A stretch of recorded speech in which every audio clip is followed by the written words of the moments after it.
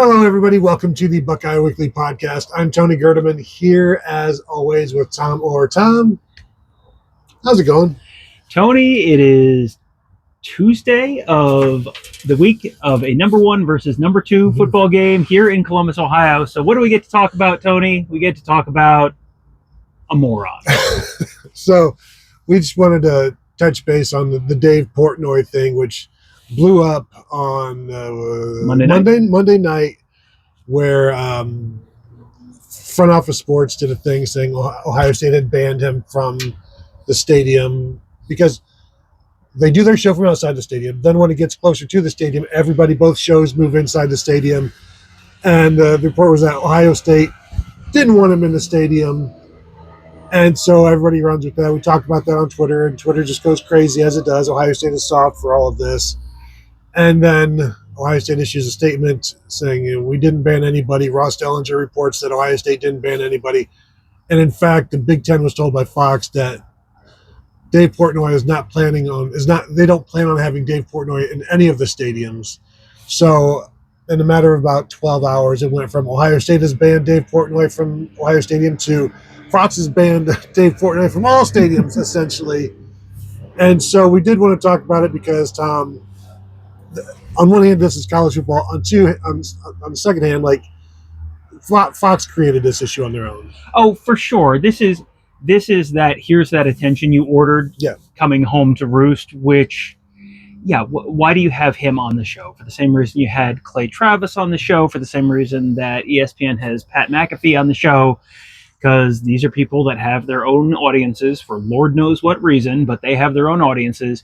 And so, okay, look, here's this person. He's loud. He's wacky. Look, he doesn't wear sleeves. Look, he says stupid stuff. Look, he eats pizza, whatever it is. Like, that's just, here's what this is. Welcome to modern, I don't even want to say journalism. No.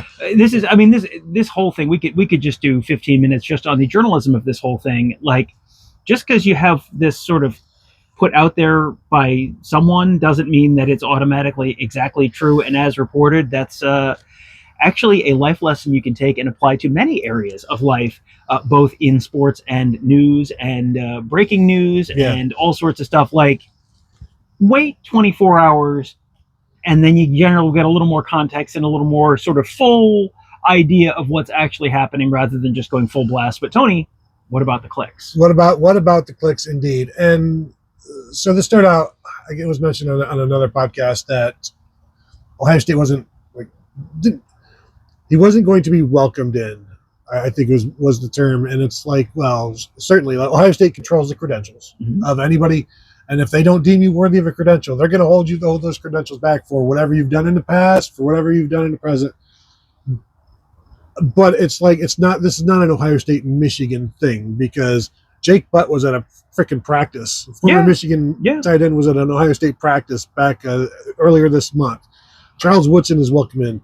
Desmond Howard sang "Hail to the Victors" from the top of Ohio Stadium. He is still welcomed in. So this would have gone beyond that. And the fact that it does go beyond that, because Fox has already been like, we know we can't bring him inside the house. This is not just, we know he's more of a pond guy than a pool guy, basically, is what they're saying.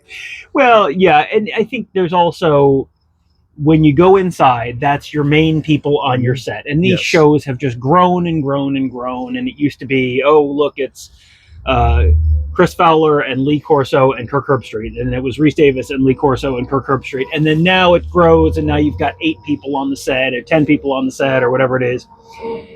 These shows, when they go inside, it's generally like when Fox goes inside the stadium, you generally see Mark Ingram, Urban Meyer, Brady Quinn, Rob Stone. That might be it. It really, and the Chris Felica, the Bear. You'll sometimes see him inside the stadium. But I'm right down there. They pull down in a golf cart right down to the point where I'm standing, getting pictures of recruits coming in.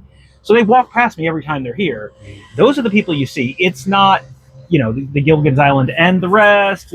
And the rest are outside the stadium, because you don't need 15 people. You don't have room for 15 people inside the stadium. So, I would love to say that this reflects editorial judgment on Fox's part to say, in fact, this is not someone who belongs in here.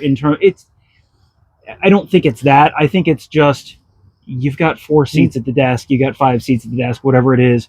You'll bring those people in, and then everyone else kind of can stand outside. Yeah, it's a much smaller set inside the stadium than outside the stadium. And there are plenty of people on those sets outside of the stadium who aren't on the set inside the stadium. So it's not like some of the people who do the side interviews with the crowd, like those people are not banned. They're just not part of the inside set because what's the point? Right. You've already taken care of that part of the show.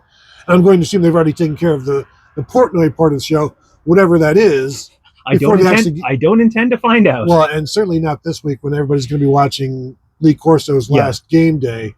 I think this is another issue where this didn't need to go down like this for Ohio State, because absolutely there were people at Ohio State, boosters and whatnot, that did not want Dave Portnoy in, and they made it known. And so I think that, because I had somebody texting me, he's like, I just talked with major donor, and he's like, they're not going to let we're not letting Portnoy in to do this in Ohio Stadium.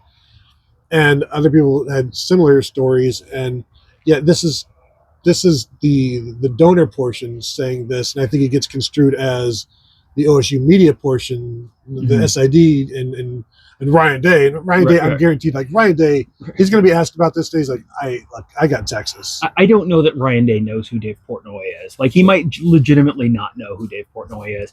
And the Ohio State is soft, and this is, I can pay attention to which Michigan reporters are credentialed this November. Like, there are plenty of Michigan reporters that put out all sorts of nonsense that are going to be credentialed, because you don't deny people credentials just because you said something we don't like. Like, that's not why. That's not the standard. And as you said, you also have shows the Desmond Howard singing "Hail to the Victors" inside Ohio Stadium. That was that the Texas game in 2005? That was a long time ago. Yeah. But that was one of those things where, okay, this is intentionally inflammatory. Like, okay, but Desmond Howard has still showed up at Ohio Stadium, and he has been inside Ohio Stadium. So, yeah, I think the bar to say Ohio State said, no, you can't do it, that would be pretty high to me, and it would make a lot more sense to just have it be, this maybe got put out there for, here's that attention you ordered, and then Ohio State just did exactly what Ohio State normally would have done, because it wasn't actually going to be an issue. Yeah, well, and I do think it would have been interesting to see if he was part of the in-stadium shows this year. What kind of act does he put on, and does that make Fox look even worse for this hire? So there is almost a thing where Ohio State should be like, no, please let him in, so that everybody can see what everybody is dealing with, because he is very, very renowned businessman at this point, but also a professional troll. And when that is part of your, what you're trying to put on in your broadcast, like, there's a time and a place for that. I don't know that I don't know that place is inside the stadium when you're being welcomed in by the university as a whole. Right. Well, you have, as Fox, broadcast partner of the Big Ten, you have a certain reputation, and you have certain standards that you're probably expected to uphold. And those are not the same standards as Barstool has. Barstool is, outrageous, zany, sports media, jackass style.